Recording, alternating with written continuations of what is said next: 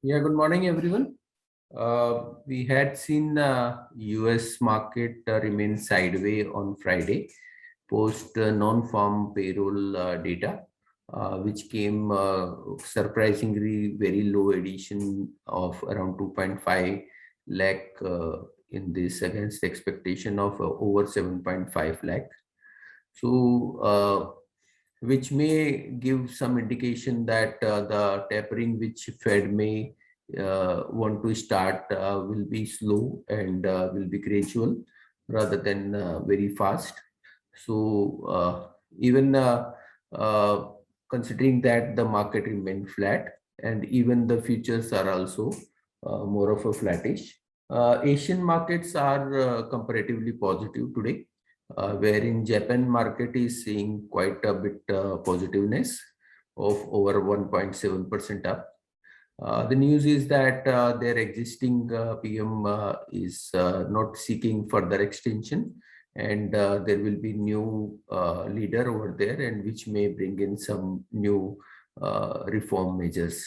Apart from that, in commodity, oil is down by around $1 from Friday. It is now at 72. Aluminium is seeing strong trend and is near to their high and is up by around 1.8%. So aluminum is a metal which is showing the strongness as compared to any other metal.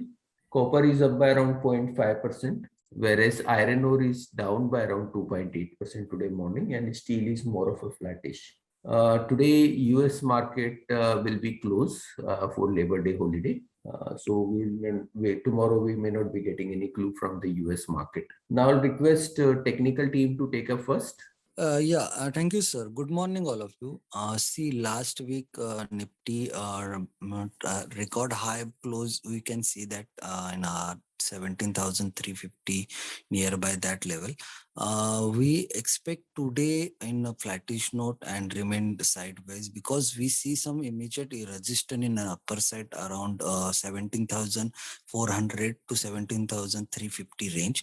And we last week already mentioned that Nifty will be touched that important level, that is 17,350 level. So almost Nifty trade that important resistance zone, and we expect if Nifty break this important zone, then we see new upside level around 17,500 and 17,600 in upside. So we can wait for Nifty break this important resistance.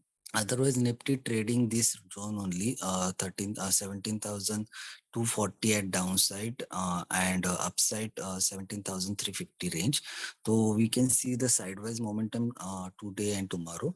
If Nifty break this either side, then we see some pressure in below 17,240 level and above to 17,400. We can see the new range for market. Bank Nifty also trading important resistance zone that is come around 37,200, and we see Friday Bank Nifty break that important resistance and then close end of the day close below that important resistance. We can see facing the important resistance for Bank Nifty is 37,200, and above that we expect 37,500, 815 upside. Downside immediate support place at 36,600. Below that, we see some profit booking in Bank Nifty also. That is come towards 36,350, 36,100 at downside. Nifty Finance also trading near important resistance zone, that is 18,300, and we see some sideways momentum in this zone. So we expect if Nifty Finance also break 300 level, 18,300 level, then we expect further momentum towards 18,400 and 18,500 to 600 in upper range. Downside 18,150 for important support. So all three index trading near trading the resistance zone. We see some last week, last 1 to 2 week, we see positive momentum in upper side. So we can see some sideways momentum, and then we will see the one direction in up and down side. In stock specific, Dr. Reddy looks positive at current level. We already mentioned that stock that is given a positive divergence in RSI.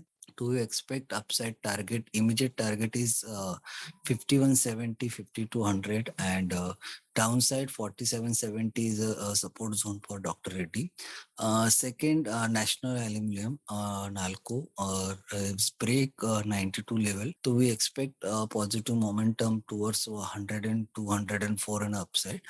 Support place at 88, and you can keep a stop loss below 88 and target for 104. That's it for technical. Day to guy can carry. Yeah, thank you, Vikas. See, on the derivative front, as we said on Friday, the data was positive. After a big move on Friday as well, Nifty did not move that much, but the stocks really moved up. Looking at the overall data, the data looks a little bit stretched. The PCR is at comfortable levels, but the VIX has moved up above the 14.5 levels. That is one warning sign. Secondly, the cost of carry has come down. If it goes in the negative, it is still in the positive, but if it goes in the negative, that can be another warning sign. The open interest for Nifty has gone above 1.6 crore shares. So, one needs to look out for the same. Still, the data hasn't really gone bad.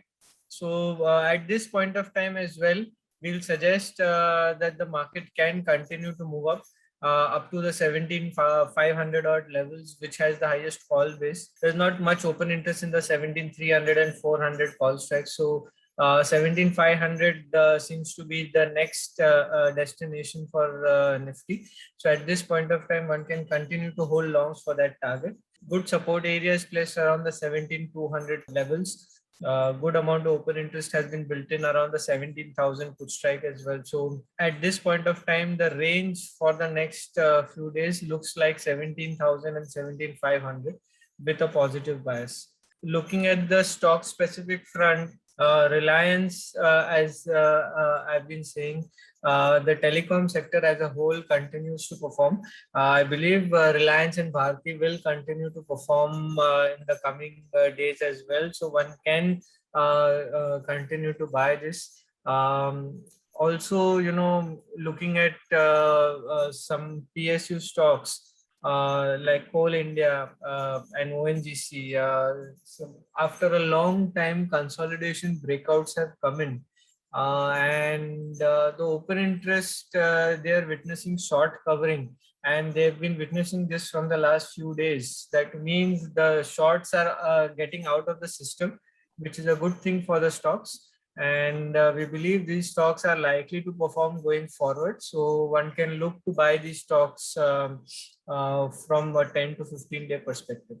Also, Oracle Finance, if you see, after a long time, this stock has been attracting open interest because this was a stock which was remaining flat for the most number of times. So after a long time, this stock has started to attract open interest on the long side.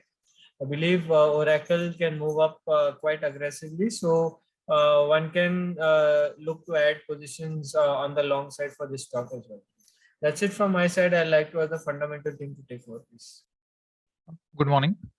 Mahindra and Mahindra Financial has updated us that their collection efficiency has improved. It was at 90% in June, and it improved to 95 in July and 97% in August.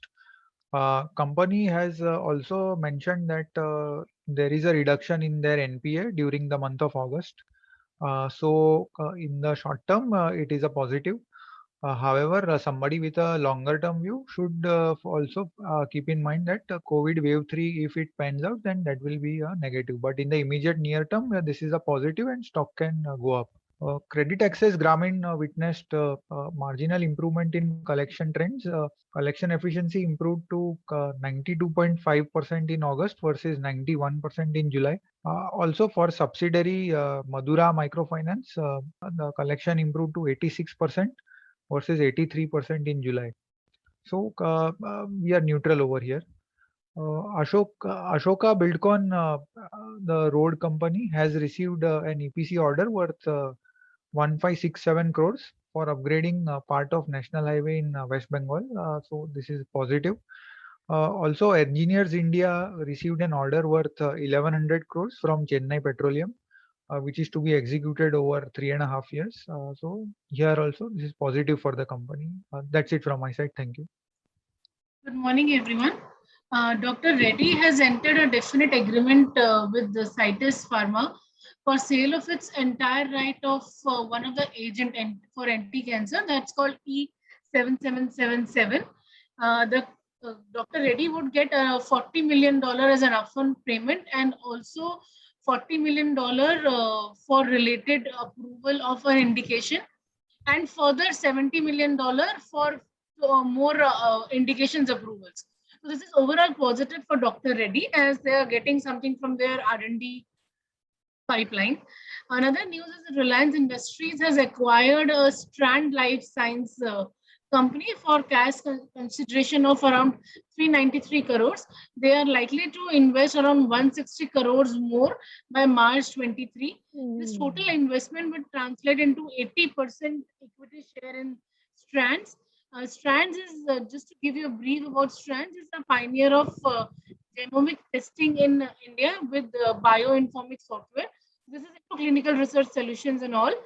They did a sales of around 89 crores last year and did a profit of 8 crores also. Prior to that, they were doing losses at net level basis. This is positive. News related to this is that HCG has acquired the oncology, hospital labs, and clinical trials business from Strands itself. And at the same time, they had investments in Strands earlier, and they have now divested that stake of 38.5% for rupees around 157 crores to Reliance. So they had some stake in Strands, for which they are getting 157, and for the business which they are acquiring, they are paying around 81 crores and also, and plus for 7 crores to receivables. So in total, they are getting 83 crores inflows, which is positive for SCG because we know this is a capital intensive business. Thank you. So this is positive for SCG for today's trade. Yeah, apart from that, some news on metal as well. NMDC has reduced its iron ore prices, which was expected, by around ₹1,000, whereas JSW Steel has also reduced iron ore prices by around ₹2,000. In fact, iron JSW prices were higher than NMDC. It says the reduction seems higher. And the current prices of JSW Steel for sale of iron ore is 11,200. JSW Steel has some captive iron ore mines which they acquired in last round of bidding and all, and from there they are selling some iron ore in the open market. Apart from that, if we take coking coal prices, that has also further increased by around $25 in last week and reached to almost around $265. If we take around April month, the prices were at around $119. So there is a very high increase of around $140, which get translated into around 6,500 to 7,000 rupees cost increase for steel companies in last 6 months. Whereas the prices of HRC has remained flattish in this period, and iron ore, if we take the prices in April month was at around 11,000, went up to over 15 to 17,000. And now back to 11,000. So if you compare it with the April period, the selling prices has remained flat cost of coking coal has increased and iron ore remain flat. So overall, the cost of production has increased for them, for most of the steel companies. In that also, if we take Tata Steel and SAIL, they got a captive iron ore. So the benefit of recent decline in iron ore prices will not be available, whereas the cost will increase and will have an impact on the EBITDA margin. So overall, the increasing cost and flattish demand is impacting the steel companies and are negative for the steel company. Even the figure which has come up for the August month for the steel volume, they are also indicating that the demand is quite slow, both in India and export market for steel. And the higher prices of steel is impacting on the demand side, and as such the offtake is also quite low. So overall, sector wise, steel seems to be more of on a negative side. So that's all from us. Thank you very much and have a good day. Subscribe to our YouTube channel for in-depth interviews of India Inc. and press the bell icon so that you do not miss our updates.